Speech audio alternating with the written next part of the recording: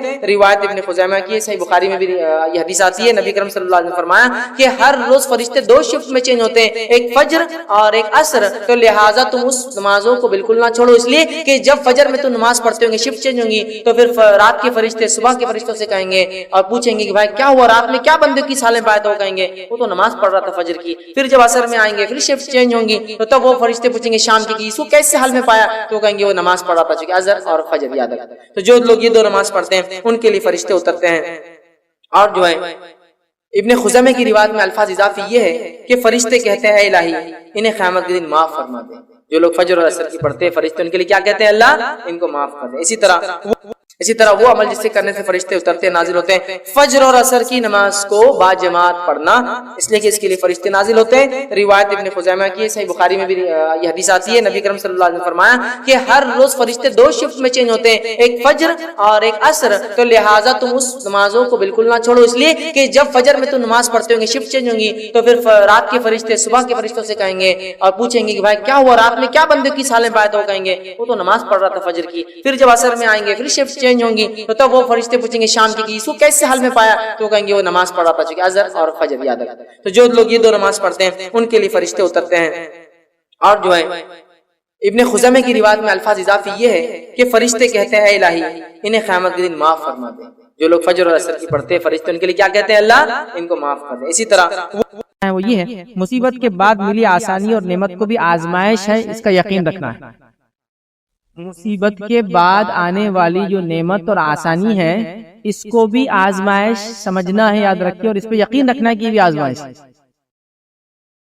یہ بات میں کیوں کہہ رہا ہوں، چونکہ مصیبت ٹل گئی تو ہم کیا سمجھ رہے ہیں اب اس کے بعد آزمائش ختم ہوگی، نہیں، مصیبت اللہ نے ٹال دی ہے، لیکن مومن کے لیے میں نے کہہ دیا نا آزمائش کا سلسلہ فراوانی میں بھی ہے، تنگی میں بھی ہے، غریبی میں بھی ہے، مالداری میں بھی ہے، صحت میں بھی ہے، بیماری میں بھی ہے، اچھے جسم کے ساتھ بھی ہے، اپاہج پن کے ساتھ بھی ہے، آزمائش لگی۔ تو اس بات کا یقین ہونا کہ مصیبت کے بعد ملی آسانی اور نعمت بھی آزمائش کا ایک حصہ ہے، اس چیز کو اگر ہم یاد رکھیں تو انشاءاللہ عزیز مصیبت کے جانے کے بعد ہم کبھی اللہ کے ناشکرے بندے نہیں بنیں گے۔ یاد رکھیں، لیکن جب یہ پوائنٹ ہم بھول جاتے ہیں کہ فراوانی اللہ کی طرف سے اور یہ بھی ایک ٹیسٹ ہے تو پھر ہم لوگ اللہ کے ناشکرے بندے بن جاتے ہیں۔ یاد رکھیے، تو غریبی کی بات جب اللہ تعالیٰ مال دے دیتا ہے تو آدمی سمجھتا ہے یہ تو میرے علم کے نتیجے میں، بیماری کے بعد اللہ اگر صحت دے دیتا ہے تو انسان سمجھتا ہے یہ تو میری کوششوں کا نتیجہ ہے، جبکہ یہ نہیں سوچ رہا یہ جو بیماری کے بعد صحت ہے یہ بھی آزمائش ہے، غریبی کی بعد مالداری یہ بھی آزمائش ہے۔ اسی طرح ہم دیکھتے ہیں لوگ غیر شرعی طور پر جو نعمتیں اللہ نے دی اس کو سیلیبریٹ منانے لگ جاتے ہیں۔ اللہ نے بیماری سے صحت دے دی،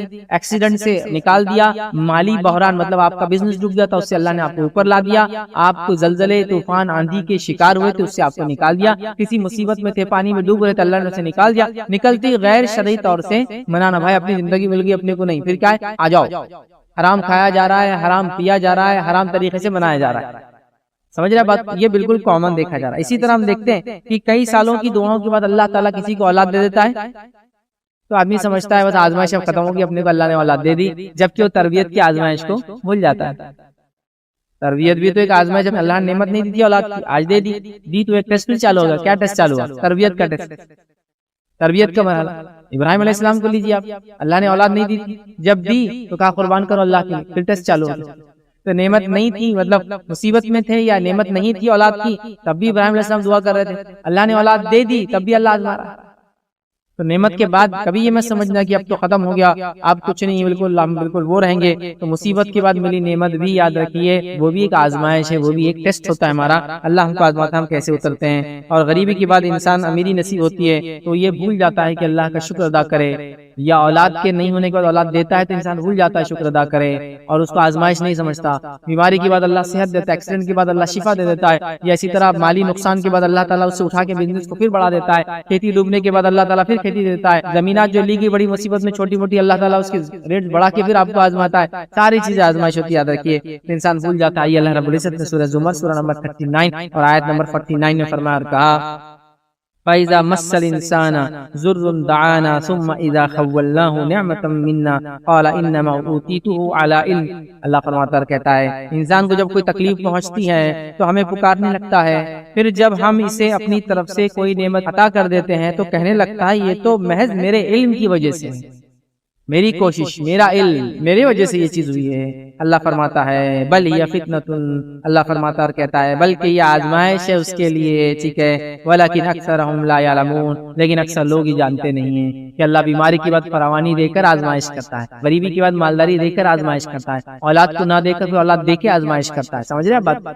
زلزلے آندھی طوفان کے بعد انسان کو ٹیسٹ کرتا ہے کہ زندگی بدلایا، پھر وہی زندگی بھی چلتا ہے، تو اللہ فرما رہا ہے یہ آزمائش ہے، تو اس کا یقین ایک مومن کو ہو کہ مصیبت جانے کے بعد فراوانی بھی ایک ٹیسٹ ہے، یہ پہلی چیز یاد رکھنا ہے مصیبت کے جانے کے بعد، ورنہ اگر یہ بھول گئے تو ہم ٹیسٹ میں فیل ہو جائیں، اور جب تک یہ یاد ہوگا انشاءاللہ عزیز ہماری اس کو بولیں گے لائف، ہماری گاڑی صحیح پٹری پہ چلتے رہیں گے۔ آئیے سیکنڈ پوائنٹ جو یاد رکھنا ہے مصیبت کے جانے کے بعد ہم کو کیا کرنا ہے، اللہ کی حمد و ثنا اور اس کی شکر کرنا، اس لیے میں نے شروع میں کہہ دیا پوائنٹس ترتیب میں نہیں، آپ کو جو پہلے جو بعد میں جیسا بھی ہو سکتا ہے، ٹھیک ہے، تو اللہ کی حمد و ثنا تو آپ پہلے بھی کر رہے ہوں گے، مصیبت کے دوران بھی کر رہے ہوں گے، مصیبت کے بعد بھی کرنا ہے، ٹھیک ہے، چلیے، تو اللہ کی حمد و ثنا اور شکر بیان کرنا یاد رکھیے کہ اللہ کا شکر ہم ہمیشہ کریں، اور اللہ کا شکر زبان سے بھی اور دل سے بھی یاد رکھیں، اللہ کا شکر جو ہے زبان سے بھی اور دل سے بھی ہو، اس بات کو ہم یاد رکھیں، اس لیے کہ بہت ساری بار ہم لوگ الحمدللہ منہ سے تو کہتے ہیں، الحمدللہ کہتے ہیں نا، لیکن ہمارے زندگی میں اس الحمدللہ کا اثر نظر نہیں آتا، الحمدللہ ہم اللہ کا شکر ادا کر رہے ہیں اور بڑے اس سے جو الحمدللہ کہہ رہے ہیں، لیکن ہمارے زندگی میں اس کا اثر نظر نہیں آتا، تو ہمیں زبان سے بھی اللہ کا شکر ادا کرنا ہے اور ہمیں عمل سے بھی اللہ کا شکر ادا کر کے بتانا ہے، اس بات کو سمجھنے کی بے حد یاد رکھیے، بہت زیادہ ضرورت ہے، یاد رکھیے، اس لیے کہ اللہ رب العزت قرآن میں فرماتا اور کہتا ہے سورہ مومنون سورہ نمبر 23 اور آیت نمبر 28 میں اللہ فرماتا اور کہتا ہے فَإِذَا اسْتَوَيْتَ أَنْتَ وَمَن مَّعَكَ عَلَى الْفُلْكِ فَقُلِ الْحَمْدُ لِلَّهِ الَّذِي نَجَّانَا مِنَ الْقَوْمِ الظَّالِمِينَ، اللہ فرماتا اور کہتا ہے جب تو اور تیرے ساتھی کشتی پر اطمینان سے بیٹھ جاؤ، نوح علیہ السلام کو اللہ بیان کرا ہے، جب تم اور تمہارے ساتھی کشتی پر اطمینان کے ساتھ بیٹھ جائے، اور یہ کشتی میں اطمینان کے ساتھ کب بیٹھے وہ؟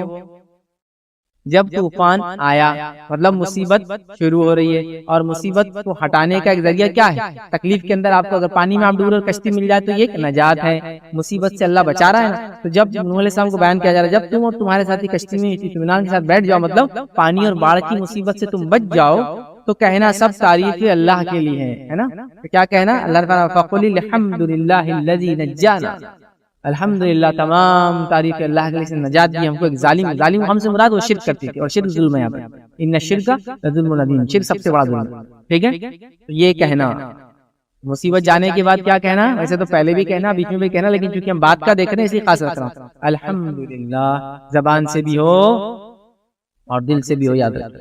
اسی طرح اللہ رب العزت نے موسیٰ علیہ السلام کو سورہ ابراہیم سورہ نمبر 14 اور آیت نمبر 7 میں کہا، 7 میں کہا، فرمایا وَإِذْ تَعَذَّنَ رَبُّكُمْ لَئِن شَكَرْتُمْ لَأَزِيدَنَّكُمْ وَلَئِن كَفَرْتُمْ إِنَّ عَذَابِي لَشَدِيدٌ، اللہ فرماتا کہتا ہے اور تمہارا پروردگار تمہیں آگاہ کر دیا ہے کہ اگر تم شکر گزاری کرو گے تو بے شک میں تمہیں زیادہ دوں گا، اور اگر تم ناشکری کرو گے تو یقیناً میرا عذاب بڑا سخت ہے۔ یہ موسیٰ علیہ السلام کو اللہ نے بات بیان کی تھی، اور آپ نے بنی اسرائیل کو یہ بات بیان کرنی کہ شکر ادا کرو گے تو زیادتی پاؤں گے، ناشکری کریں گے تو ہمارا عذاب، ہماری پکڑ بہت سخت ہے۔ تو کیا کرنا ہے ہم کو؟ اللہ کا شکر ادا کرنا ہے زبان سے اور دل سے۔ تو کیا ہے زبان پہ تو ہے الحمدللہ، اور دل میں ہے کہ کیا سب سے لٹ گئے، اب کیا فائدہ، چلا الحمدللہ، فائدہ نہیں ہوتا، پھر فائدہ نہیں ہوتا، جو کہ آپ ٹیسٹ میں ناکام رہے، اللہ دے کر بھی آزماتا اور لے کر بھی آزماتا، اس بات کا۔ چلیے آئیے تھرڈ پوائنٹ کیا کرنا ہے مصیبت کے جانے کے بعد، وہ یہ ہے یاد رکھیے کہ یاد رکھنا کہ اللہ دوبارہ مصیبت لانے پر قادر ہے، کیونکہ جب مصیبت سے ہم نکل جاتے ہیں تو ایسی ایسی حرکتیں کرنے لگتے ہیں جیسا کہ اب اللہ اگلی بار یہ ٹیسٹ میں ہم کو ڈالنے والا ہی نہیں ہے۔ یہ تھرڈ پوائنٹ بہت امپورٹنٹ ہے، یاد رکھنا ہمیشہ کہ اللہ پھر سے دوبارہ ایسی یا اس سے بڑی مصیبت لانے پر قادر ہے۔ جب تک یاد رکھیے یہ پوائنٹ ذہن میں رہیں گا ہم اللہ کے شکر گزار بندے بنے رہیں گے، اور یہ پوائنٹ جب ہم بھول جائیں گے تو ہر چھوٹی چھوٹی کامیابی ہم کو باغی، اور باغی کے ساتھ ساتھ جو ہے اللہ کا نافرمان، اور اللہ کے نافرمان کے ساتھ ساتھ گناہ اور معصیت والا بندہ بنا دیں گے۔ اللہ اس سے بڑی مصیبت لا سکتا ہے، اس بات کو ہمیشہ ذہن میں رکھنا، تو نعمتیں پھر باقی بھی رہتی ہے اور ہم بھی شکر گزار بندے بنتے ہیں، ٹھیک ہے۔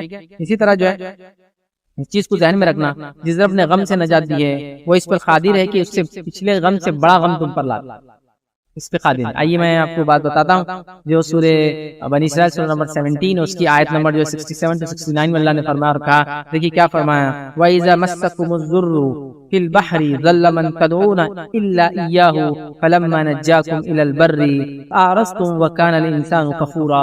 اللہ فرماتا کہتا ہے اور سمندروں میں مصیبت پہنچتی ہے جنہیں تم جس کو پکارتے تھے سب گم ہو جاتے ہیں. جب سمندر میں تم کو گم، اور میں نے بات آتی تھی مشرکین مکہ سمندر میں جب مصیبت آتی تو کس کو پکارتے تھے؟ خالص اللہ کو، کیونکہ وہ جانتے تھے اللہ ہی صرف حق ہے. تو اللہ فرما رہا ہے اور سمندروں میں مصیبت پہنچتے ہی جنہیں تم پکارتے تھے سب گم ہو جاتے ہیں تمہارے پاس سے، صرف وہی اللہ باقی رہ جاتا ہے تمہارے پاس. پھر کسی اور کو نہیں پکارتے، اللہ کو یاد کرتے.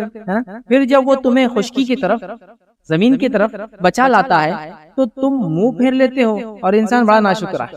جب خشکی کی طرف آئے تو ناشکرا ہو جاتا ہے. پھر اللہ کیا فرماتا ہے غور سے سنیے. تو کیا تم اس سے بے خوف ہو گئے ہو کہ تمہیں خشکی کی طرف لے جا کر زمین میں دھسا دے؟ کیا تم کو اس کا خوف نہیں؟ اللہ تعالیٰ جب پانی میں بچا سکتا ہے زمین میں تم کو دھسا بھی سکتا ہے.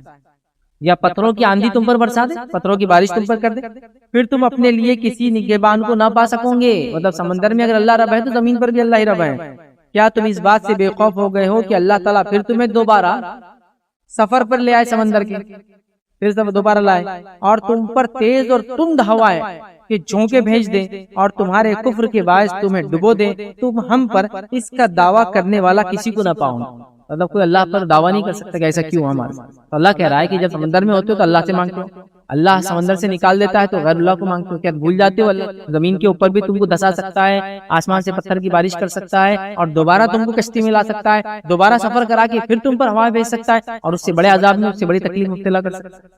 اس بات کو یاد رکھنا ہمیشہ ضروری ہے کہ جس اللہ نے مصیبت دی ہے اگر ہم اس کا شکر ادا نہیں کریں گے، مصیبت جانے کے بعد جو اللہ نے اس کے رسول نے بتایا وہ نہ کریں گے تو اللہ واپس سے اس سے بڑی مصیبت ہم کو لا سکتا ہے. اور وہی ضروری نہیں ہے اس سے ہٹ کر کسی اور جگہ سے بھی مصیبت لا سکتا ہے. آج مال میں آئی ناشکری کی ہم نے، کل جان میں آئیں گی ناشکری کی ہم نے. مال، دولت، عزت، آبرو ہر چیز میں آ سکتی ہے آزمائش. کبھی بھی اس معاملے میں بے خوف نہیں ہونا چاہیے کیونکہ اللہ کے اوپر کوئی سوال ہی نہیں کہ اللہ سے کوئی کوشچن کرے گا ایسا ہمارے ساتھ کیوں ہوا. سمجھ رہے ہیں؟ تھرڈ پوائنٹ بڑا اہم، اس کو یاد رکھنا ہے. فورتھ پوائنٹ یاد رکھنا ہے جو یاد رکھیے کہ مصیبت جانے کے بعد کیا کرنا ہے، وہ ہے رب سے دعا اور گڑ گڑانا جاری رکھنا ہے. جس طرح سے ہم نے مصیبت کے دوران مناجات کی، رب کے سامنے گڑ گڑائے، جو کہ آہو بکا کی، روئے دھوئے، اپنی کمزوریاں بتائی، اپنی خامیوں کا اظہار کیا. چونکہ اللہ اس سے خوش ہوتا ہے کہ بندہ اپنے خامیوں کا اظہار کرے اور اسے توبہ کرے کہ اللہ یہ غلطیاں ہوئی. ٹھیک ہے، یہ سب کچھ کیا. جیسے ہی اللہ فراوانی دیتا ہے آدمی سب بھول جاتا ہے. تو دعاؤں کا سلسلہ، گڑگڑانے کا سلسلہ جاری رہے. کیونکہ میں نے کئی بار دیکھا لوگ بیمار ہو جاتے ہیں، تو بیمار ہو گئے تو چہرہ بدل گیا، بیمار ہو گئے تو لباس بدل گیا، بیمار ہو گئی تو عادت و تواار بدل گئی، بیمار ہو گئے تو حلال حرام کی تمیز آ گئی، بیماری جیسی ختم ہوئی، چہرہ بدل گیا، لباس بدل گیا، حرام چالو ہو گیا، ہر چیز وہی پہلے زندگی لگ گئی. پھر اگلی بار بیمار ہوئے پھر چہرہ بدل گیا، لباس بدل گیا، تجارتیں بدل گئی، سب وہ کر رہے. پھر بیماری اچھی تھی اللہ نے پھر ویسے. سمجھ رہا؟ تو آہو بکا، مناجات، دعاؤں کا سلسلہ یاد رکھیے، گڑگڑانے کا سلسلہ ہمیشہ جاری رکھنا چاہیے کیونکہ اللہ تعالیٰ اس چیز کو پسند کرتا ہے کہ بندہ اس کے سامنے عاجز ہو. اور اللہ رب العزت نے سورہ یونس سورہ نمبر 10 اور آیت نمبر 12 میں فرمایا اور کہا، اور جب انسان کو کوئی تکلیف پہنچتی ہے تو ہم کو پکارتا ہے، لیٹے بھی، بیٹھے بھی، کھڑے بھی. پھر جب ہم اس کی تکلیف اس سے ہٹا دیتے ہیں تو وہ ایسا ہو جاتا ہے گویا اس نے اپنی تکلیف کے لیے خواہ جو اسے پہنچی تھی کبھی ہمیں پکارا ہی نہیں تھا. ان حد سے گزر جانے والوں کے اعمال کو ان کے لیے اسی طرح خوشنما بنا دیا گیا ہے. کیا فرمان اللہ؟ جب اللہ اس کو تکلیف پہنچاتا ہے انسان کو تو دعا کرتا ہے لیٹے سے، بیٹھے سے اور کھڑے سے. لیٹے سے مطلب بہت ہی بری حالت ہے نا، اس لیے لیٹا ہوا ہے، بیمار ہے، چل پھر نہیں سکتا، زلزلے میں دب گیا کسی گھر کے نیچے لیٹا ہوا ہے، پانی میں ڈوب گیا لیٹا ہوا ہے. تو شروعات بھی ایک دم خستہ حال سے اللہ کرا، لیٹے سے کرتا ہے، پھر بیٹھے سے کرتا ہے. بیٹھا ہوا آدمی مطلب لیٹے سے اچھا ہے تھوڑا سا، بیٹھے سے کرتا ہے، پھر کھڑے سے بھی کرتا ہے کبھی. لیکن جب مصیبت ہٹا دی تو ایسا ہو جاتا کہ جیسا کبھی مانگا ہی نہیں تھا، کبھی اس کو ضرورت ہی پڑی نہیں تھی اس کے رب. ایسا کبھی نہیں ہونا چاہیے. یاد رکھیے ہم جو مصیبت کے دوران اللہ سے گڑگڑاتے ہیں، مناجات کرتے ہیں، دعائیاں دیتے ہیں، روتے دھوتے ہیں، یہ سلسلہ بعد میں بھی جاری رکھنا چاہیے. یاد رکھیے اس لیے کہ اللہ تعالیٰ اس کو پسند کرتا ہے. اور یہ بات میں آپ کو بتا دوں، یہ بات کو آپ غور کر لیں، اگر آپ خوشحالی کے اندر اللہ کو یاد کریں گے تو یاد رکھ لیجیے اللہ تعالیٰ کبھی آپ کو بدحالی میں چھوڑیں گا نہیں. وہ بھی یاد رکھیے. اللہ کے رسول صلی اللہ علیہ وسلم نے یہ بات عبداللہ ابن عباس جو چھوٹے بچے تھے ان کو سمجھائی تو کہا تھا، بیٹا یاد رکھ لو کہ اگر تم فراوانی میں اللہ کو یاد رکھو گے تو اللہ تعالیٰ تنگدستی اور مصیبت میں کبھی تم کو نہیں چھوڑیں گا، کبھی نہیں بھولیں گے۔ تم اللہ کو خوشحالی میں یاد رکھو تو تنگدستی میں تمہیں یاد رکھو۔ سمجھ رہے بات؟ آئیے حدیث کا روایت کے الفاظ دیکھیں کس طرح سے خوشحالی کی دعا کتنا فائدہ دیتی ہے، کیونکہ ہم لوگ سمجھتے خالی بیمار ہو مصیبت ہو تو دعا کرے، خوشحالی کی دعا کے فائدے سنیے۔ سلسلۃ الحدیث صحیحہ کی روایت ہے، ابو ہریرہ رضی اللہ عنہ فرماتے ہیں، کہتے ہیں رسول اللہ صلی اللہ علیہ وسلم فرمایا، جو آدمی اس بات کو پسند کرتا ہے کہ اللہ تعالیٰ سختیوں اور پریشانیوں میں اس کی دعائیں قبول کرے، اسے چاہیے کہ وہ فراخی اور خوشحالی میں بکثرت دعا کرے۔ فراوانی میں بکثرت دعا کرو، تنگدستی مصیبت پریشانی میں اللہ اس کی دعائیں سنے۔ اور ہم الٹا سمجھتے ہیں، ہم سمجھتے ہیں مصیبت میں ہی کرے تو دعا قبول ہوتی، بعد میں کچھ کرنے کی۔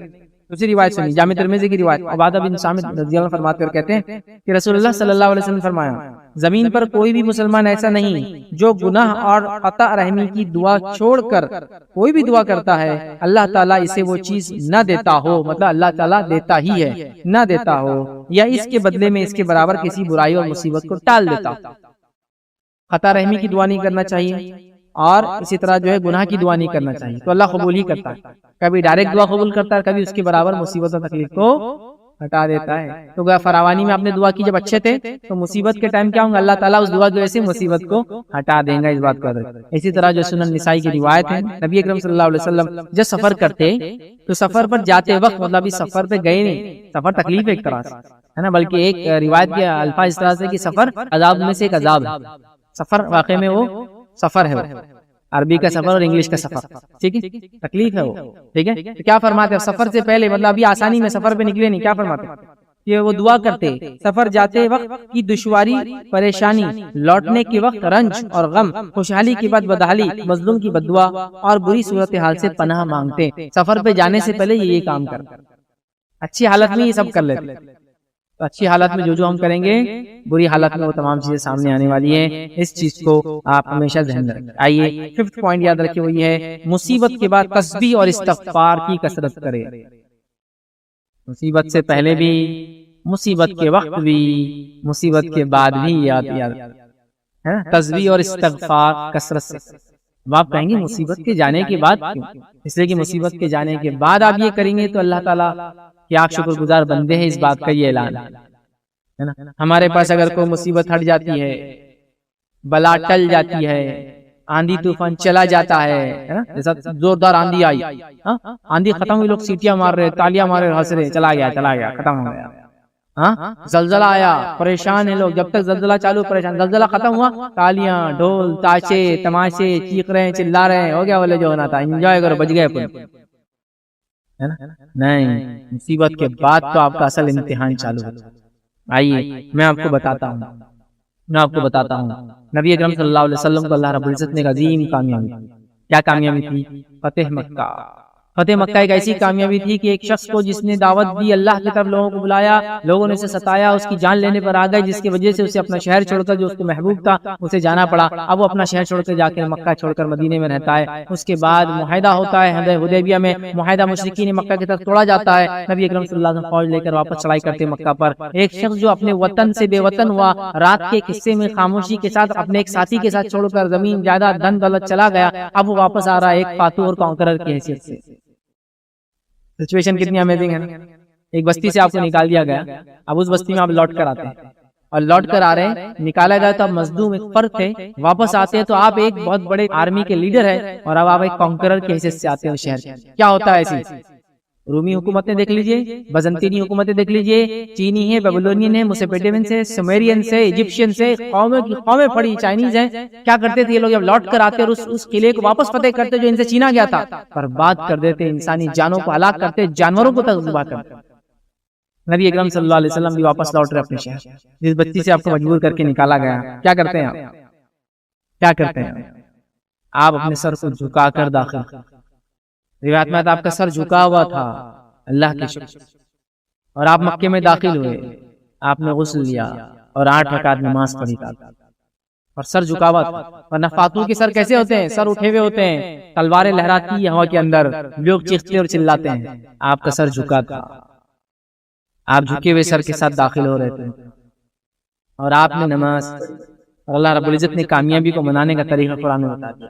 سورہ نصر کو پڑھیے غور سے، اللہ فرماتا ہے اذا جاء نصر اللہ والفتح، اے نبی جب تم دیکھو کہ اللہ کی مدد اور فتح آ پہنچی، کامیابی ہے نا اس کا مطلب، وَرَأَيْتَ النَّاسَ يَدْخُلُونَ فِي دِينِ اللَّهِ أَفْوَاجًا، اور آپ دیکھو کہ جوق در جوق لوگ اسلام میں داخل ہو رہے ہیں. یہ آپ کا مشن تھا وہ کمپلیٹ اور اکمپلش ہو رہا ہے کہ لوگ گروہ در گروہ، پہلے ہوتا تھا ایک آدمی 2 آدمی مکے میں آتے تھے، مدینے میں گئے تو 2 4 5 10 آنے لگے، فتح مکہ کے بعد تو قبیلے کے قبیلے آنے لگے، ہنڈریڈس آف لوگ ایک ساتھ آ رہے تھے. تو جب تم دیکھو لوگوں کو جوق در جو اسلام میں آ رہے ہیں، کیا کرو؟ فَسَبِّحْ بِحَمْدِ رَبِّكَ وَاسْتَغْفِرْ، تو اپنے رب کی تسبیح بیان کرو، استغفار کرو، انہ کان توابا، وہ تو توبہ قبول کرنے والا ہے نا. یہ طریقہ ہے مصیبت جانے کے بعد، اس لیے میں نے یہاں کہا تسبیح اور استغفار. فتح مکہ ہوئی، آپ تسبیح استغفار کر رہے ہیں. آپ کو کہا جا رہا ہے کہ جب آپ کا مشن اکمپلش ہو گیا، پورا ہو گیا، تو آپ کیا کریں؟ فَسَبِّحْ بِحَمْدِ رَبِّكَ وَاسْتَغْفِرْ. اسی لیے جب انسان بوڑھا ہو جائے تو اور موت سے قریب ہو، یا تو بوڑھا ہو کے موت سے قریب ہو، جوان ہو موت سے قریب ہو، تسبیح اور استغفار زیادہ زیادہ کرے، کیونکہ اس صورت کے بعد نبی اکرم صلی اللہ علیہ وسلم کو بتا دیا گیا تھا آپ کا دنیا سے جانے کا وقت آ چکا. یہ ایک بیمار کے لیے ہو سکتا ہے جو اب شفا یاب نہیں ہونے والا ہے، یہ ایک بوڑھے کے لیے ہو سکتا ہے جو اب مرنے والا ہے. خوب تسبیح، خوب استغفار کریں، اللہ توبہ قبول کرے. یہ ہے فتح اور کامیابی بنانے کا طریقہ. مصیبت، تنگ دستی، زلزلہ، آندھی، طوفان، ایکسیڈنٹ آپ سے بچ گئے، زندہ ہے، اللہ میرے گناہوں کو معاف کر، میں تیرا شکر ادا کرتا ہوں. آپ چاہے میں لنگڑا لولا کیوں نہ ہو جائے ایکسیڈنٹ کے بعد، زندہ تو ہوں، شکر تو کر سکتا ہوں، تیری تصویر بڑائی تو بیان کر سکتا ہوں. یہ بات کو ہم کو ذہن میں رکھنا ہے، یاد رکھنا. ٹھیک ہے. چھٹا کام کیا کرنا ہے ہم کو مصیبت کے جانے کے بعد؟ 6 پوائنٹ یاد رکھیے، وہ یہ ہے کہ عبادت میں محنت اور رب کی طرف دل لگانا ہے. مصیبت کے جانے کے بعد عبادت میں محنت اور رب کی طرف دل لگانا ہے. ہمارا معاملہ ہے کہ صرف مصیبت میں ہم محنت کرتے اور رب کی طرف دل لگاتے ہیں. مصیبت ٹلی، مشکل ٹلی، آندھی زلزلہ تھا تو خوب یاد کرو، یا اللہ بچا لے، یا اللہ بچا لے، یا اللہ بچا لے، یا اللہ بچا لے. جیسی مصیبت آندھی گئی، صبح فجر نہیں پڑے، نیکسٹ ڈے کی فجر نہیں پڑے، ہے نا. وہ آندھی طوفان تھا نا، کیا فجر ہوں گے، بچا لیا نا اللہ نے کافی. یاد رکھیے عبادت میں محنت اور رب کی طرف دل لگانا ہے. مصیبت جانے کے بعد اللہ رب العزت کیا فرماتا ہے سورہ الشرح میں، سورہ نمبر 94، اللہ کیا فرماتا ہے سنیے، ان مع العسر یسرا، ان مع العسر یسرا. اللہ کیا فرماتا ہے؟ ہر تکلیف کے بعد آسانی ہے، ہر تکلیف کے بعد آسانی ہے. پھر فرمایا فاذا فرغت فانصب والى ربك فارغب. کیا فرمایا؟ ہر تکلیف کے بعد آسانی ہے، ہر تکلیف کے بعد آسانی. اور آپ تکلیف کے بعد آسانی ہے، تکلیف کے بعد آسانی ہے، تو کیا کرنا ہے اس کے بعد؟ دیکھیے آیت پھر کیا فرما رہی ہے. تو اللہ فرماتا ہے بس یقیناً مشکل کے ساتھ آسانی ہے، بے شک مشکل کے ساتھ آسانی ہے. بس جب تو فارغ ہو، مصیبت کے بعد آسانی ہے. پھر جب تو فارغ ہو، فارغ انسان عام حالات میں ہوتا ہے، مصیبت میں پریشان ہوتا ہے، وقت کم ہوتا ہے. پھر فرما رہا اللہ بس جب تو فارغ ہو تو عبادت میں محنت کر اور اپنے رب پروردگار ہی کی طرف دل لگا. تو جب تو فارغ ہو جائے تو کیا کرے؟ یہ فارغ ہو تو عبادت میں محنت کر، اور دوسرا فرمایا اور اپنے پروردگار کی طرف دل لگا. محنت کر اور اپنے پروردگار کی طرف دل لگا. اسی لیے میں نے کہا کہ مصیبت کے جانے کے بعد محنت کرنا، عبادت کے اندر رب کی طرف دل لگانا. صرف مصیبت میں نہیں، مصیبت کے بعد اللہ کے رسول فرمایا جا رہا ہے مصیبت کے بعد آسانی ہے، مصیبت کے بعد آسانی ہے. تو جب مصیبت ہٹ جائے تو کیا کرو؟ آپ اپنا دل رب کی طرف لگاؤ اور خوب محنت کرو عبادت میں اور اپنا دل رب کی طرف. ہمیں بھی یہ کام کرنا ہے مصیبت کے بعد. آئیے مصیبت جانے کے بعد 7واں کام جو ہم کو کرنا ہے وہ کیا ہے؟ اللہ کی مخلوق پر احسان کرنا جیسے اللہ نے آپ پر احسان کیا ہے.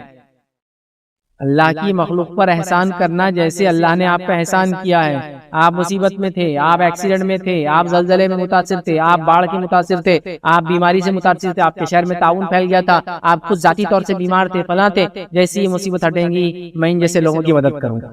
چل ہے نا، میرا ایکسیڈنٹ ہوا تھا، میں کسی بھی ایکسیڈنٹ کو دیکھوں گا تو بھاگوں گا نہیں ان کی مدد کرنے کا. یہ نہیں سوچوں گا یار کہاں پڑتے چکر میں پھر اب ٹائم اپنا جائیں گا، اپنے کو تو سفر پہ جانا نہیں. میں بھی تو ایک بار ایکسیڈنٹ کا شکار ہوا تھا.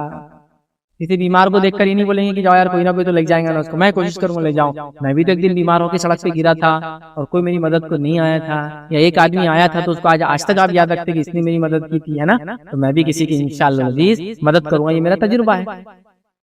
آپ سمجھ رہے ہیں؟ تو کیا کرنا ہے؟ اللہ کی مخلوق پر احسان کرنا ویسے جیسے اللہ نے احسان کیا ہے. محتاجوں اور غریبوں اور مسکینوں پہ احسان کرنا. مصیبت جانے کے بعد صدقات و خیرات کی شکل. اسی طرح مصیبت گزرنے کے بعد ان لوگوں پر خاص توجہ دینا جو ایسی مصیبت میں مبتلا ہے جس میں اللہ نے، جس سے مجھے اللہ نے نجات دی ہے. میں زلزلے کا متاثر تھا، کہیں زلزلہ آئیں گا میں جا کے ضرور مدد کروں گا.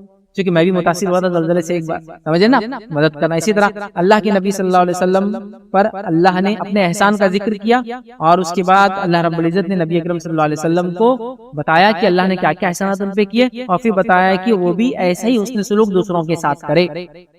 نبی اکرم صلی اللہ علیہ وسلم قرآن میں اللہ نے بتایا کہ اللہ نے ان پہ کیا احسان کیا، اور پھر فرمایا کہ ایسا ہی احسان ہے نبی تم دوسروں پر بھی کرو. اس لیے میں کہہ رہا ہوں کہ مصیبت آئے تو مصیبت زدہ لوگوں کی ہم بھی مدد کریں جس میں ہم مبتلا ہوئے تھے. آئیے اللہ رب العزت کیا فرماتا ہے سورہ زوا سورہ نمبر 93 میں اللہ فرماتا اور کہتا ہے الم یجدک یتیما فآوى ووجدک ضالا فہدى ووجدک عائلا فاغنى فاما اليتیم فلا تقہر واما السائل فلا تنہر واما بنعمت ربک فحدث. اللہ کیا فرماتا ہے غور سے سنیے. اللہ نے فرمایا الم یجدک یتیما فآوى، کیا ہم نے تم کو یتیم نہیں پایا اور تم کو مقام نہ عطا کیا؟ جبکہ عربوں کے اندر ایک یتیم کا کیا مقام ہوتا تھا؟ یتیم کا کوئی مقام نہیں ہوتا تھا. یتیم کی جائیداد لوٹ لی جاتی تھی. یتیموں کو تو کئی بار اگر اس کو بیچ دیا جاتا تھا بازاروں میں لے کے، ان کی ماؤں کی شادیاں کسی اور کے ساتھ کر دی جاتی تھی. اللہ فرما رہا ہے کہ نبی ہم نے آپ کو یتیم پایا اور مقام نہ دے دیا سماج میں، کہ آپ یتیم تو ہوئے لیکن دادا آ گئے آپ کے، آپ یتیم تو ہوئے لیکن چچا آپ کے آ گئے. ہم نے ایک مقام دیا آپ کو. پھر فرمایا ووجدک ضالا فہدى، پھر ہم نے آپ کو جو ہے راہ راست پر نہ پایا تو ہدایت نہ دی. مطلب مشرکین برا شرک کا ماحول تھا اور اس میں اللہ کے رسول نے کبھی کوئی گناہ اور معصیت اور شرک کے کام نہیں کیے، تو کیا ہم نے آپ کو ہدایت نہ دی ایسے ماحول میں بھی کہ جبکہ سب برائیاں عام تھیں؟ پھر فرمایا ووجدک عائلا فاغنى، پھر ہم نے آپ کو نہ پایا کہ آپ محتاج تھے، آپ کو ہم نے غنی بنا دیا، محتاجی کو ہٹا دیا آپ سے. 3 احسان بتائے. یتیم تھے تو آپ کو کھڑا کر دیا، مقام دے دیا. راہ راست پر نہ تھے تو آپ کو صحیح راستہ بتا دیا. مطلب سارے لوگ مشرک ہیں، اللہ کے رسول نے کبھی گناہ نہیں کیا، کبھی شرک نہیں کیا، کبھی برائیاں جو مشرکین میں تھے نہیں کیا اپنے دور جہالت میں. ٹھیک ہے، تو آپ کو راہ راست پر نہ رکھا. تیسرا احسان فرمایا کہ آپ کو ہم نے محتاج نہ پایا اور اس کے بعد آپ کی مدد نہ کی اس محتاجی کے اندر. تو اب آپ کیا کیجیے سنیے. پھر اللہ نے فرمایا فاما الیتیم فلا تقہر، اب آپ بھی یتیموں کی مدد کیجیے. یتیم تھے آپ کو کھڑا کیا، آپ یتیم کی مدد کیجیے. ٹھیک ہے، تو اللہ نے فرمایا پس یتیم کو تو بھی سختی نہ کر، تو بھی یتیم کے ساتھ نرم سلوک کر. پھر فرمایا فلا تقہر واما السائل فلا تنہر، اور سوال کرنے والے کو ڈانٹ ڈپٹ مت کر، کیونکہ تو بھی ہے نبی سوال کیا ہم سے اور ہم نے تمہیں بھی عطا کیا. ٹھیک ہے، پھر فرمایا اور اپنے رب کی نعمتوں کو بیان کرتا رہے. آپ کو ہم نے یہ حال میں پایا تو آپ بھی ان حالت والوں کی مدد کی ہے نا. تو اس لیے میں نے کہا مصیبت سے نکلنے کے بعد اس مصیبت میں مبتلا جس سے میں تھا ویسے لوگوں کی مدد کرنا چاہیے. لیکن آج بڑا عجیب معاملہ ہے. مصیبت سے نکلتے ہم لوگ کیا کرتے معلوم؟ اس مصیبت میں لوگوں کو پڑے ہوئے لوگوں کیا بولتے ہیں گناہ کیا ہوں گے اس لیے مصیبت میں. کیوں آپ نے بھی گناہ کیا تو مصیبت میں؟ نہیں میرے پہ تو آزمائش آئی تھی، میرے پہ آزمائش آتی ہے اللہ کے دین کی وجہ سے. اس پہ کیوں پھر آپ سمجھ رہے کہ عذاب آیا، اسی کیوں مدد نہیں کرتے ہو آپ؟ ہم بھول جاتے ہیں اس احسان و کمی مت. اللہ کے رسول کو اللہ نے فرمایا یہ تمہاری حالت کی، ہم نے یہ کیا تم بھی یہ. ہم بھی اس مصیبت سے نکلے نا، ایسے لوگوں کی مدد کریں. اسی طرح اللہ رب العزت نے قرآن میں ایک جگہ اور فرمایا اور کہا سورہ قصص سورہ نمبر 28 آیت نمبر 77 میں واحسن کما احسن اللہ الیک. کیا فرمایا؟ تو احسان کر جیسے اللہ تعالیٰ نے تجھ پہ احسان کیا. کس کو فرمایا تھا؟ موسیٰ علیہ السلام نے کہا تھا. کس کو؟ قارون کو. قارون اللہ نے تجھے پیسہ دیا ہے تو حسن احسان کر بنی اسرائیل، تیرے رشتہ دار اتنے غریب ہیں، جیسا اللہ نے تجھ پہ احسان کیا. تو کیا کہا تھا قارون نے؟ ارے موسیٰ کون سا احسان، یہ تو میرے محنت کی کمائی ہے، یہ میں نے اتنا کمایا. کیا کرتا تھا؟ فرعونیوں کی چاپلوسی کر کر کے مالدار بن بیٹھا تھا نا. یہ بنی اسرائیل کا بڑا مالدار انسان تھا. حالانکہ بنی اسرائیل غریبی میں تھی، پستی میں تھی، غلامی میں تھی، لیکن کیا ہوتا غلامی میں بھی تو ایک لیڈر ہوتا نا جو بیچ کھاتا پوری قوم کو، یہ وہ تھا. تو یہ مالدار تھا. لیکن اللہ نے کہا احسان کر بنی اسرائیل پہ. اللہ نے احسان کیا، زکات دے، صدقات دے. تو اپنا ہے کہ زکات صدقات یہ تو میری محنت کی کمائی ہے. تو احسان کر جیسا اللہ نے احسان کیا. تو مصیبت کی مدد کر جیسے اللہ نے تیری مدد کی. ٹھیک ہے، اس بات کو یاد رکھیے. 8واں پوائنٹ یاد رکھیے، مصیبت سے جب نکل جائے، نجات مل جائے، تکلیف سے، دکھ سے، پریشانی سے ہم کو کیا کرنا ہے؟ مصیبت یا آفت سے نجات ملے لیکن اس کے تباہ کن اثرات باقی رہ جاتے ہیں، صورت میں حال میں اپنے آپ کو اسٹیبل رکھیں. مصیبت چلی جاتی ہے لیکن اس کے تباہ کن اثرات باقی رہ جاتے ہیں، اس میں اپنے آپ کو اسٹیبل رکھیں. پہلا کام اللہ کا ذکر کرتے رہے، شکر کرتے رہے، تقوی اختیار کرے اور اللہ تعالیٰ کا شکر ادا کرے کہ اللہ نے ہم کو زندہ رکھا. مصیبت آئی تھی، ایکسیڈنٹ ہوا، آپ دیکھتے کئی لوگ مر جاتے ہیں لیکن آپ بچ گئے اگر شکر. زلزلے آئے، کئی لوگ مر جاتے ہیں، کئی لوگوں کے مال گھر برباد ہو جاتے ہیں. شکر کیجئے کہ آپ کا گھر بچا، گھر نہیں بچا تو زندگی جان بچی. جو کچھ ہے اس پہ شکر کیجئے، پہلا کام. سیکنڈ چیز جو کرنا یاد رکھیے، اسی کے اندر یاد رکھیے، وہ ہے ان لوگوں کو دیکھیں جو آپ سے زیادہ متاثر ہوئے. تباکن اثرات اگر ہو رہے اور آپ ٹینشن لے رہے اس کا، تو ان لوگوں کو دیکھیں جو آپ سے زیادہ متاثر ہوئے. میں زلزلے میں دب گیا، سروائیور ہوں، زلزلے کا ایک ہاتھ ٹوٹ گیا، لیکن اس کو دیکھیں جس کے دونوں ہاتھ اور پیر چلے.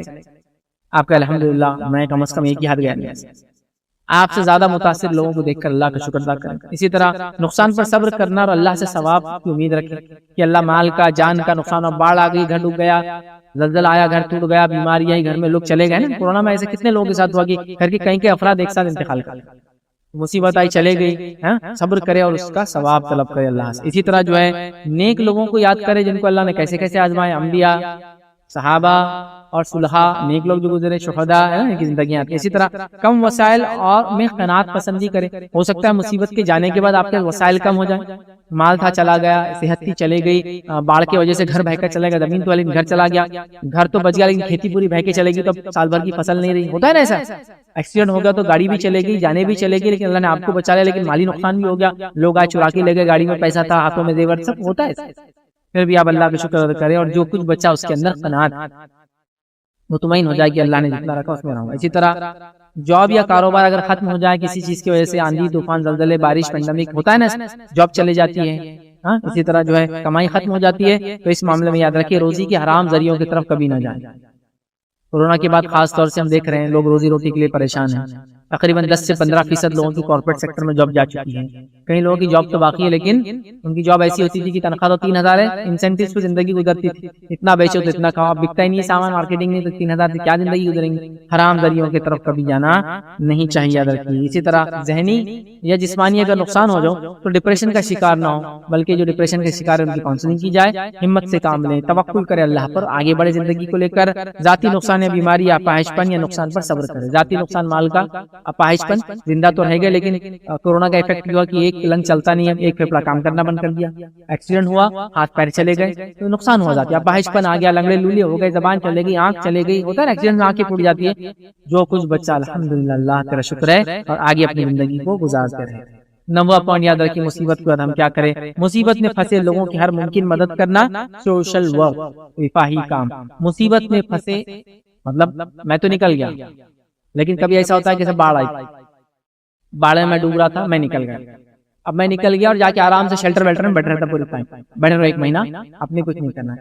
گئے صحت یاب ہوئے تھوڑا سا 1-2 دن بعد چلو اب میں بھی نکلتا، لوگوں کی مدد. زلزلہ آیا تھا میں بچ گیا تو میں بھاگوں گا نہیں اس شہر سے، اب میں لوگوں کو تلاش کروں گا جو ملبوں میں دبے ہوئے. یہ نہیں کہ پیسہ روپیہ بینک آتے جا کے ڈھونڈیں گے. اب وہاں چکے زلزلوں میں یہ ہوتا ہے لوگ بینکوں میں لوٹ مار کرتے ہیں، لاشوں کے زیورات تک اتار لیتے ہیں، گھروں میں ڈھونڈتے مالدار لوگوں کے گھر جو گرے ہوتے ہیں وہاں پیسے رہتے. یہ سب نہیں کروں گا، میں لوگوں کی جانوں کی تلاش. ہو سکتا ہے بچے بچ گئے ہوں گے، بہت ساری بار ہوتا ہے بڑے بڑے گھر گر جاتے، چھوٹے بچے رہ جاتے کیونکہ وہ کالم کے نیچے آتے لیکن دب کے مرتے نہیں، چھوٹے رہتے، کم جگہ میں زندہ رہتے، کافی لمبے ہوتا ہے. 2-2 3-3 دن بعد بچے نکلے زلزلوں کے. تو میں اب رفاہی کام شروع کروں اسی وقت، اور اگر میں اس میں مبتلا نہیں ہوں لیکن ہوا تھا مجھے پتا چلا تو بھی شروع کر دوں. اور ویسا نہیں ہے میں مبتلا بھی نہیں ہوتا لیکن مجھے خبر ملی تو بھی میں شروع کروں.